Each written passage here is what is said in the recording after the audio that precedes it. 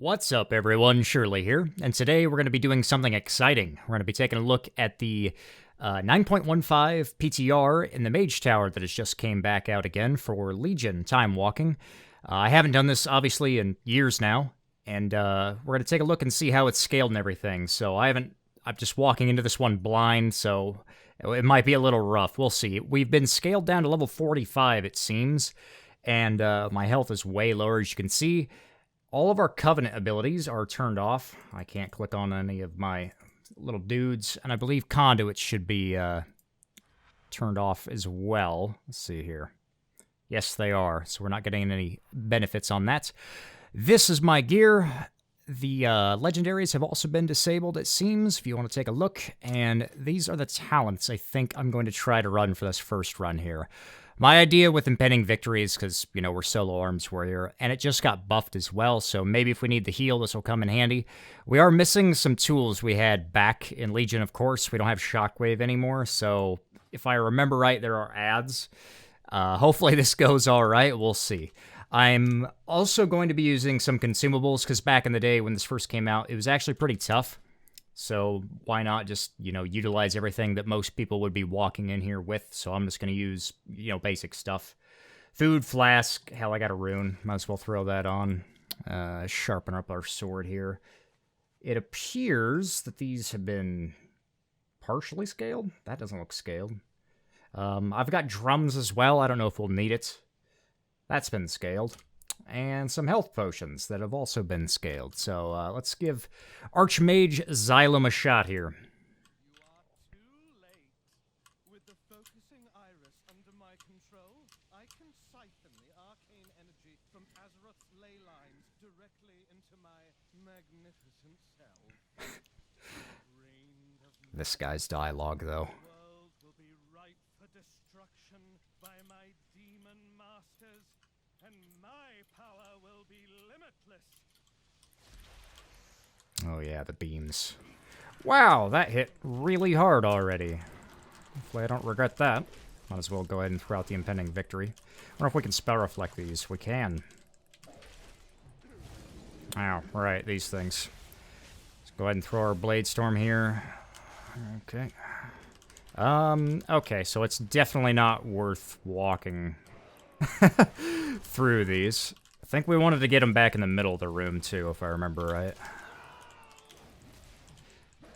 So this guy hits pretty hard again, it seems. Or at least the lasers do. I wonder if we can still get victory rushes off of these. That's good. And it resets our Impending Victory. Probably don't need to kill them all, if I had to guess. Not sure why I just surrendered that one. But definitely looks like we have to walk around the room each time for this. Hopefully we have enough time to do this. It didn't seem like our DPS window was actually that long. Wow. Yeah, that's really short if we have to actually kill all these and make an avenue. Remember right, you could leap that. Yep. That is good. Alright, Mr. Archmage, get over here. Now hopefully I have my Heroic Leap back up in time for the next set of mechanics when he jumps around the room. Cane Barrage, where'd he go? Ah, shit. There he is. And I don't have leap. And I'm dead. Alright, so that was something. It looks like I could probably leap the first and second sets of the ice shards, but not that third one. I think it was third anyway. Let's get back to this and try it again. And in case you were wondering, it doesn't appear that there's any entry cost to the Mage Tower this time. Alrighty, instead of watching me fail a few times here, we're going to skip ahead. Just to make sure that this video doesn't go on too long. It took me 4 tries before I got this thing down, just remembering all the mechanics and timings and all that jazz. You saw the first one there. The second one I got into Phase 2, and then the third one I got down to about 30% of the end of Phase 2. And I wondered if it was actually doable right now in our current tier gear, or if it would end up being like Legion, where it'd be a lot easier, you know, after the next tier of gear had came out. Considering we didn't have legendaries and all that jazz, I was wondering. But I tried it a 4th time and got it down, so this is what this is here. Thoughts? It's tuned pretty well, actually. I'm in 250 item levels, so if you have, mythic gear, then this is doable as an arms warrior for sure. As long as you got consumables. I brought drums. I had forgotten that they only have a 2-minute cooldown, so that was a huge bonus going into this, was just drumming during the last phase. And also saving your cooldowns, or rather making damn sure that they're all up when you go into the last phase, because you really don't have time to mess around there. So you definitely want Avatar, Warbreaker, all that jazz for the second phase. But getting back to the first phase here, I'm saving my Heroic Leap. If you replay all this, I'm sure you could have used it probably at the beginning of each one of these little transition phases, just so you can get back to Xylem faster here. But I wanted it for this portion right here, because you have to look around and quickly identify where he's teleporting to with the little swirlies, and pray that when you jump over the beam in the middle that it doesn't, hitbox clip you and insta-gib you. Especially if you're on low health already and you jump over 2 of them, that could be pretty bad. But I didn't have too many issues with that, so it should be okay. Then you want to kick the draw power here. I honestly don't remember what it does. I just remember that I wanted to kick that. The damage between Frostbolt and Arcane Barrage isn't too bad. If you're getting low, you could throw up Ignore Pain. I didn't actually use any health potions during this. Impending Victory was more than enough healing to carry me through this, and I didn't feel like I really needed double time either. If you were having trouble during the teleport phase, when you have to identify where he's at, maybe you'd want to run double time just so you can charge a couple of those images, but as long as you're quick and watching out for it, the Heroic Leap should be enough. With Bounding Stride, of course, though. And here we go again, looking around the room. It helps to kind of pan your camera down and look at it horizontally. That way you can see the glitter above the platform rather than from top down like I have it right now. But we're getting him down here to the end, just trying to do as much damage. He doesn't give you much time at all to kill him before the Razor Ice comes out here. And you really want to be careful, because I'm pretty sure these things still hurt. I assume. I didn't actually touch any of them, but if I remember right, they do a ton of damage. I don't think walking through the beam is worth it, though. I remember doing that back in Legion, where you could just run through one of these. Right now, though, it does so much damage, and you have time that I'd rather just run around it and use Impending Victory to heal up. Now, right there, I only got a couple of globals on him, so like I said earlier, you could probably throw your Heroic Leap to get back on targets quicker during this phase, at least at the beginning.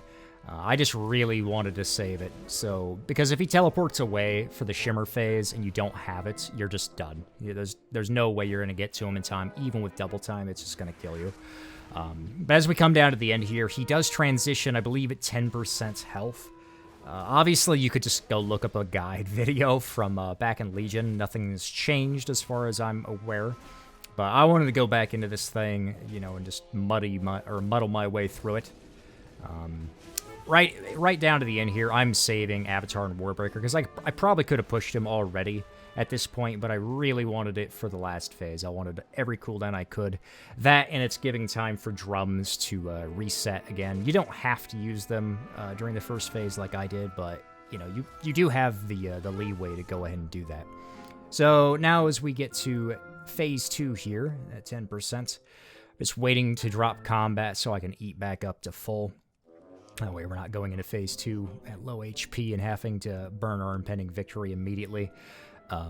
The second boss here, the big Void guy, he actually does hit pretty hard, so if you don't have decent gear, I don't know, he might kill you before you can drag him around. However, I did find out that instead of spending Rage on Ignore Pain, or a ton of Ignore Pains anyway, I opted to just save it and dump it all into Slam here, because the DPS check was pretty tight after the third time I tried this.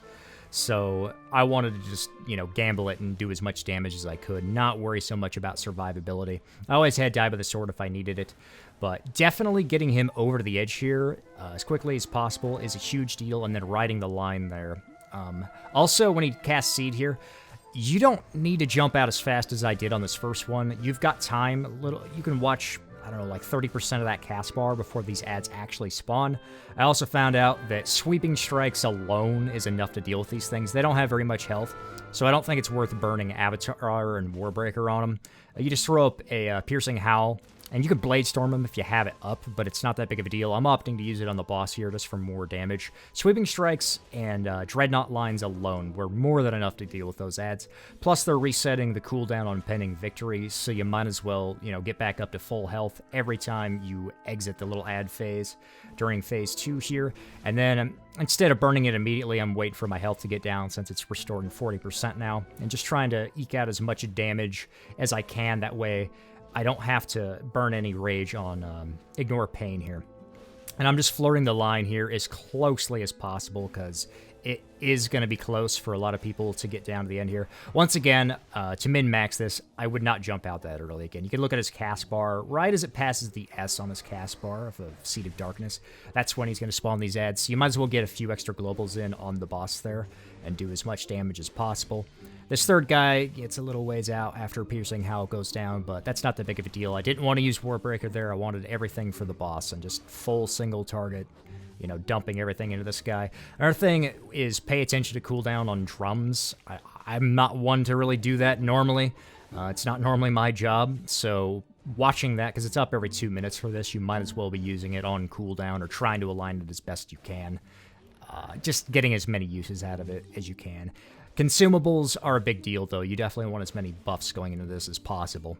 I should have put on an armor kit, actually, at the beginning of this. I forgot about that. So you could have had a little bit more HP, but as you can see, my health's getting a little bit low here, but Impending Victory is doing a ton of work. So I wasn't too concerned about dumping with Ignore Pain. Really just wanted to do as much damage. Right here, I cheesed a little bit with Blade Storm. Could have waited again. There's no reason I'm not doing damage to the boss right here. You have all the time in the world. I just didn't want these things getting back and touching him because they'll heal him. So, just not greeting too much, I suppose. But as it comes down to it, there's definitely more room for improvement from me. So this is totally doable. If they don't tune this any, for arms at least, because if I remember right back in Legion, this was tuned on a spec-by-spec basis. So as long as this doesn't change for arms, at 250, this is totally doable. Just got to be on your game and using as much space as possible going around the room here. It's not really much else to say here. It's just kill it or be killed for the end. Try to get back down into execute phase as fast as possible.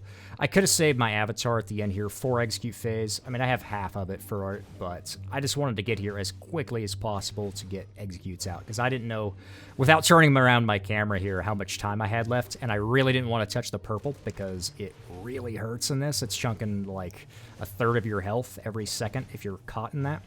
So right here, getting a couple of executes in before I leap out, and this is the last ad spawn. It looks like I have plenty of room, actually, this time around. Another thing I found out after one of my other tries is don't jump too far away, because he'll cut across the platform and then start spawning these pools in the middle and not on the edge here, so you really don't want to jump too far away. But as he gets down to the end here, I'm going to generate some rage off one last Blade Storm and execute him down a few times. And down goes the Mage Tower for 7.15. Hopefully this was helpful to anybody trying it once it comes out. If things haven't changed, I'll definitely be doing it, when the time comes. Also, the release date for the PTR, or the new patch, has came out. I believe it's November 2nd. Really hope I'm not wrong on that. I don't have it pulled up at the moment. But anyway, thank you for watching. If you enjoyed, please leave a like, and I will see you next time. Peace.